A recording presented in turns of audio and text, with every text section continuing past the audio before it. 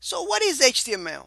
HTML stands for Hypertext Markup Language. It is not a programming language, but it is a markup language. It is used to structure web pages. It's used to create web pages online.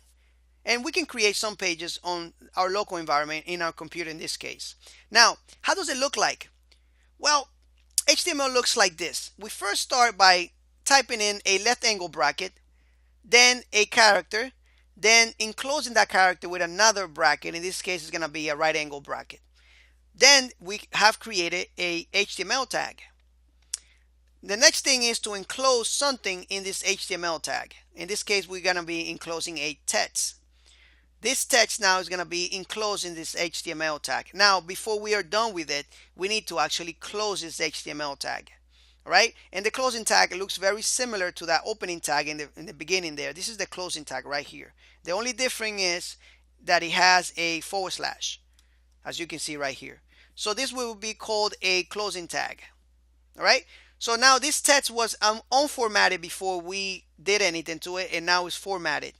Now we have a whole bunch of different tags, and basically we do the same thing we are doing with the first one. We enclose whatever we want in between those tags. Now the next one here is another piece of text that's enclosed in a H1 tag. Now this H1 is going to make this text a lot bigger. It's going to make it a heading. So it's going to be bold and it's going to be way bigger than that. Now we can always override those styles, and those are called default styles by the browser. All right. Now, not all HTML tags are going to have a closing partner. In this case, the HR, which stands for horizontal rule, does not have a closing tag. All right, and there are many of them that don't have a closing tag, but I'm going to show you which one do and which one don't. All right, so let me just give you a little list here of some HTML tags just to give you an idea. All right, the strong tag makes things bolder, um, thicker text. The audio, you can put audio in your website. The form, you can put form elements for contact forms.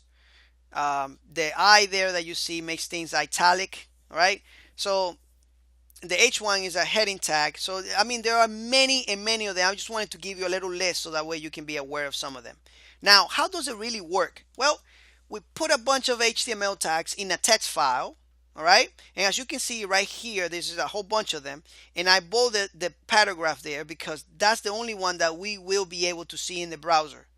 Anything in between that body tag, which is right above that P tag, and right below you see the ending of that body tag. Anything between those tags are going to be visible in the browser. Anything above that body tag, like the head element there, that's the non-visual part of that document. All right, those things will be doing something else, and I will explain how they work later on.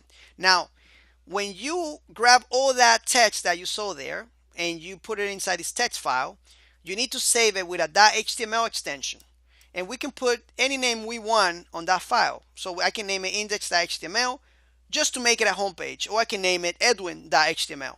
All right, that would create a web file, and you can upload it to your web server and work with that. All right, now let's talk about CSS.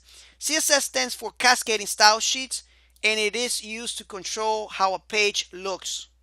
Very simple, it's just the styling of that document. All right, so how does it look like? Well, we first start a CSS rule by actually writing a selector. This is called a selector. In this case, we are selecting any HTML tag that has a P in it. All right, any P tag will be selected. We first write a curly bracket, opening curly bracket, then we close that curly bracket like this. Right curly bracket. Actually, we start with the left curly bracket and then with the right curly bracket at the bottom there. Now you can put as many spaces as you want between those brackets. It really doesn't matter.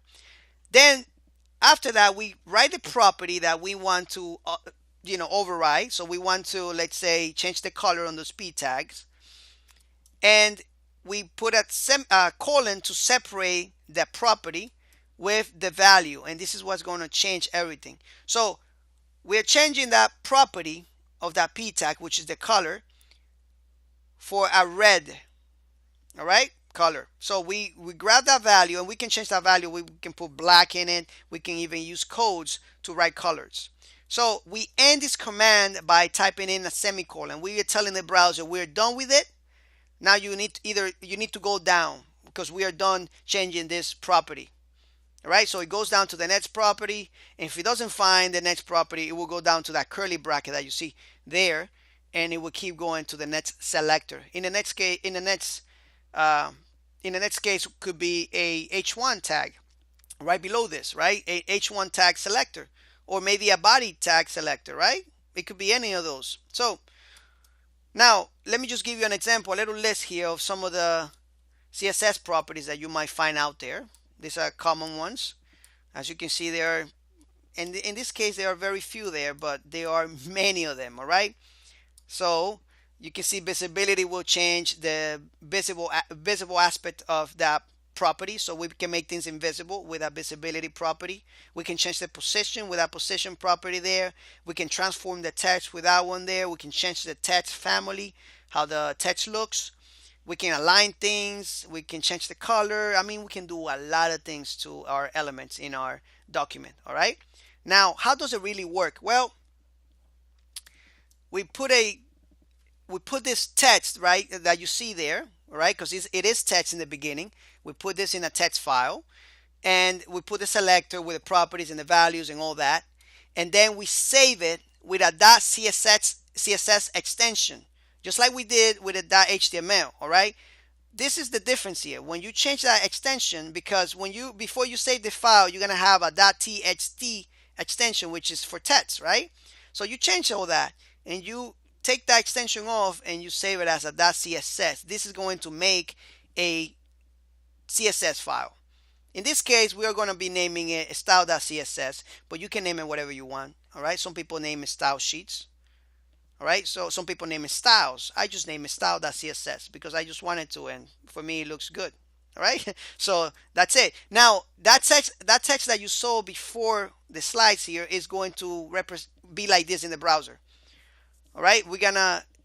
If you remember, we saw the p tag with the color of red, and we are changing the font weight. So we are making this font weight, and the font weight is just how thick the text looks. In this case, it's going to be thicker than a regular paragraph, right? And the color is going to be red. So this is how it's going to show in the browser when you save that file, and of course if you link it to your document. So anyways, I hope this gave you an idea how HTML and CSS works, right? So I hope I see you in the next lecture, and thank you so much for watching this, and sorry if it was a little long, but I wanted to get it over with and show you exactly what they are. So I see you in the next lecture, and let's go. Let's do it.